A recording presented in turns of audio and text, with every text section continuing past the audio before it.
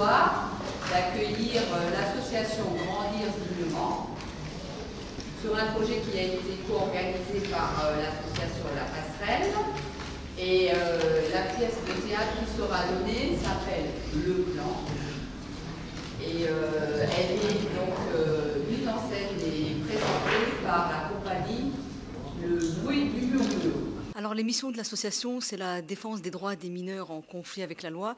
Et il nous a semblé important de pouvoir faire une représentation générale pour toucher un public très diversifié de tous les âges, pour les sensibiliser aux diverses problématiques que traite la pièce, à savoir le racisme, l'homophobie, l'antisémitisme. Vu que c'est quand même une question de société, on a voulu l'ouvrir aussi à des professionnels qui encadrent les jeunes. De quoi parle Le Clan? Le Clan, c'est une histoire qui se passe en 1984, en Louisiane, aux États-Unis, qui aborde le Ku Klux Klan.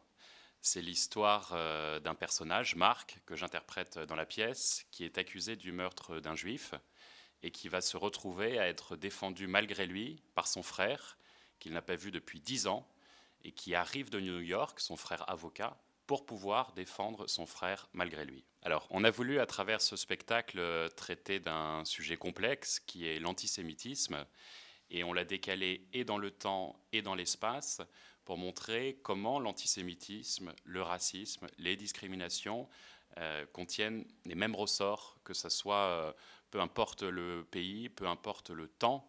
Et donc l'idée, c'était de pouvoir montrer comment en fait on arrive à faire des parallèles entre ce qui s'est passé aux États-Unis dans les années 80 et ce qui se passe encore malheureusement en France aujourd'hui en 2018. Qu'est-ce qu'il y a? Tu vas me dire la vérité maintenant. Allez, viens là. Ah mais touche pas! Tu fais quoi là? T'as tué un homme! C'était pas un homme, bordel, tu sais bien. Il avait des gamins. Bah, j'en sais rien, j'ai pas eu le temps de lui demander son livret de famille. Je te le dis, moi. Ils ont la vie aux enfants.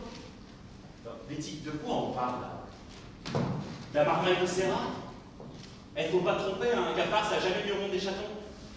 Et puis c'était lui ou moi, alors qu'est-ce qu'il y a? Tu voulais être veuf, c'est ça?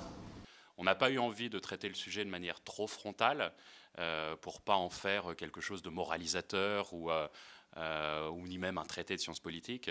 Donc, d'où l'idée en fait de décaler les choses et dans le temps et dans l'espace et de laisser en fait aux spectateurs la possibilité de faire ces parallèles entre ce qui s'est passé avant et ce qui se passe malheureusement encore aujourd'hui.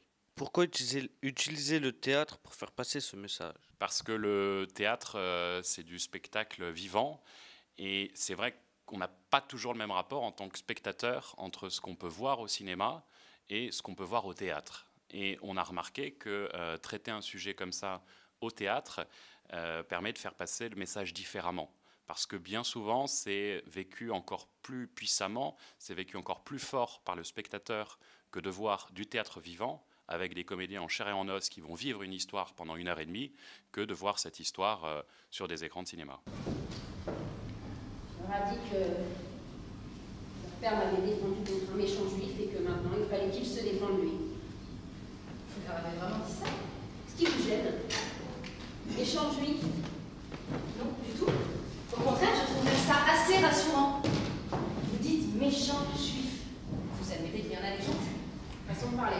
La parole est cruciale et le choix des mots aussi. Les enfants dans lesquels c'est des émotions qui sont variées, qui sont multiples. Moi, dans cette pièce, j'interprète donc le personnage de Marc, qui est un membre du Ku Klux Klan et qui se retrouve accusé du meurtre d'un juif. Je démarre, je suis dans un parloir de prison, je reconnais les faits. J'avoue que c'est moi qui ai tué ce personnage. Quelques instants plus tard, je suis confronté à mon frère, avec qui je suis en rupture familiale, mon frère que je n'ai pas vu depuis 10 ans. Ma femme aussi a un rôle très important dans la pièce. On retrouve une jeune avocate qui est au début l'avocate commise d'office qui doit s'occuper de moi, qui finalement va traiter l'affaire en binôme avec mon frère.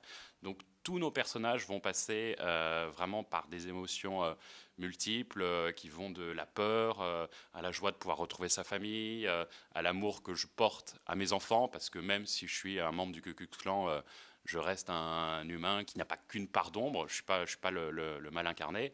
Donc voilà, c'est beaucoup d'émotions différentes et beaucoup d'émotions aussi différentes et variées pour le spectateur.